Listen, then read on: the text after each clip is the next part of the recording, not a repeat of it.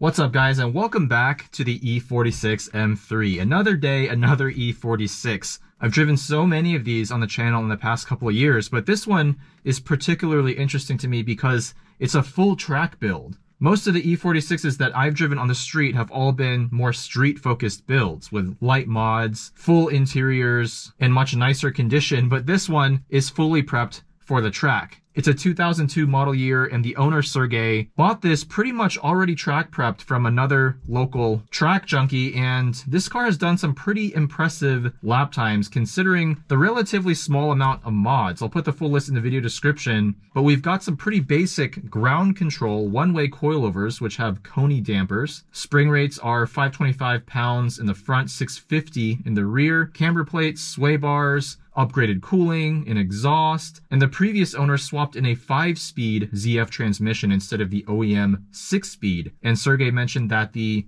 1-through-5 ratios are actually the same, but this one, because it doesn't have that 6th gear, should be about 20 or 30 pounds lighter. We've got a Kassel Performance tune. The interior is fully stripped out, minus this OEM steering wheel, which means this car weighs about 300 pounds lighter than stock, 3,150 pounds without the driver. And with all the engine mods, we're looking at 295 wheel horsepower. We also have a carbon fiber roof, a Fiberglass CSL-style trunk lid, and then we're currently running on Sergey's street and regular track day setup for wheels and tires, which are 18 by 10 inch Apex SM-10RS with 275/35/18 Hankook RS4s.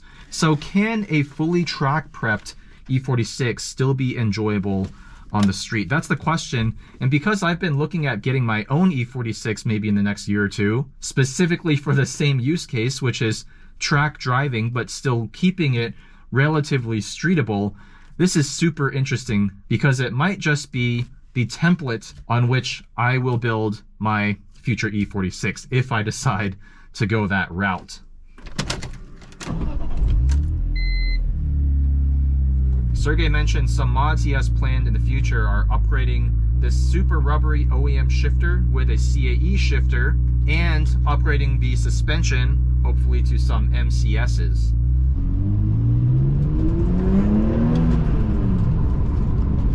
Very first shift, and I'm disappointed by this shifter. It's so rubbery. Oh wow. With all the rear interior removed, this thing makes a lot of noise. Steering is very light. One thing I've noticed with other E46s as well, but even with the camber and the suspension and these sticky tires, it's still a very light steering rack, but with pretty good feedback. I feel like this shifter is already, oh, it's loose. I gotta make sure I push into it when I shift, otherwise the knob just pops off.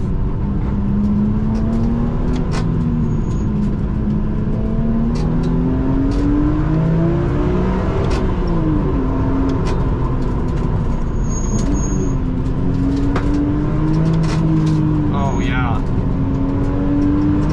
Immediately I just feel at home in this car. So natural to drive.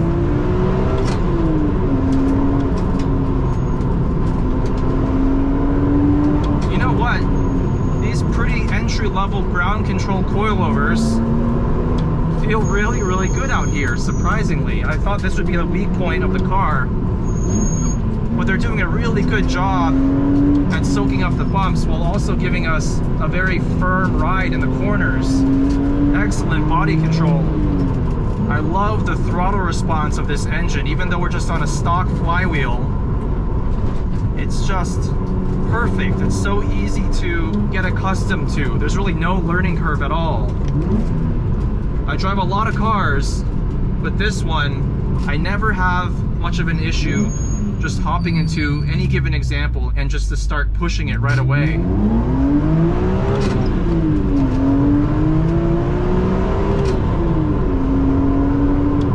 Stock brake's doing pretty well with just upgraded pads and fluid.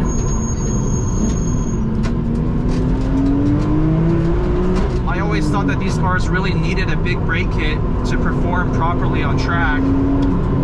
But Sergey has done some pretty good lap times in this thing. I think 158 at Thunderhill East, 141 at Laguna Seca, which is very close to my Integra Type S time, 123 at Thunderhill West. In fact, the lap times of this car are very, very close to my Integra Type S, which kind of makes sense given they have similar power and weight with these mods, that is.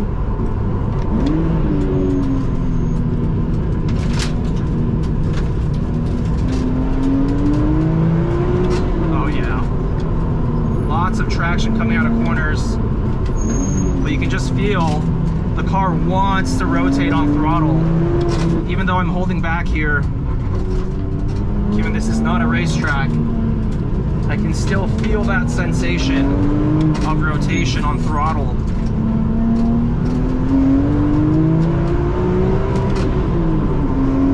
Oh yes. Oh, this is a great example of a modified E46 that's great on the track but doesn't punish you on the street. Yes, I do feel all the bumps and reflectors more so than in a stock E46 or just one with basic coilovers, but it still has really impressive compliance. I feel all the bumps, but none of it is harsh or crashy. It just feels very firm but well damped. That's exactly what I want in a car like this. And I suspect that on track, a setup like this would still let you play with the relatively lower limits of the car more easily than a very stiff full aero build. This car is definitely much more approachable.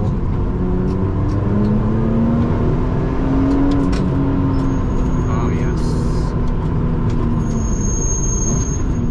Those brakes squeal like crazy though, wow.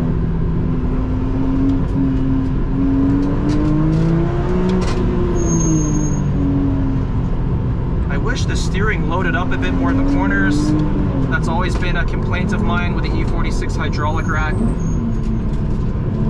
Not a deal breaker by any means. And the rest of the car is so good. Shifter aside, if we can get this shifter to feel tighter and more mechanical, this car would be damn near perfect.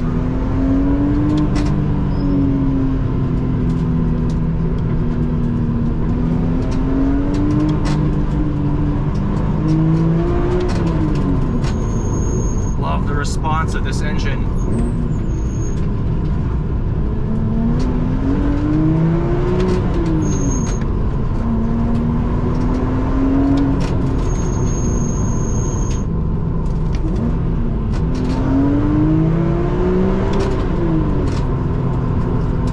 Oh yes, what a car! E46 M3. It's just a joy to drive in so many ways. Every time I drive a proper example, I want one. I want one so bad. But it's an old car. It's over 2 decades old. It's gonna need some TLC. There are some known issues that need to be addressed if you really want to beat on this thing on the track. But at least they're well documented. I could get a newer car for similar money, maybe go even quicker with less mods. I don't know. Let me know in the comments what you guys think. But I will say that right now, E46 is top 2 or 3 on my list for this price point. Let's call it sub $40,000. Pretty damn hard to beat. Let me know what you think about this E46 track build. Would you do anything differently than Sergey has done with this one? What are some parts that would elevate this car's performance on track even further without compromising it too much for the street? A big shout out to Sergey. Thank you guys for watching, and I'll see you in the next one.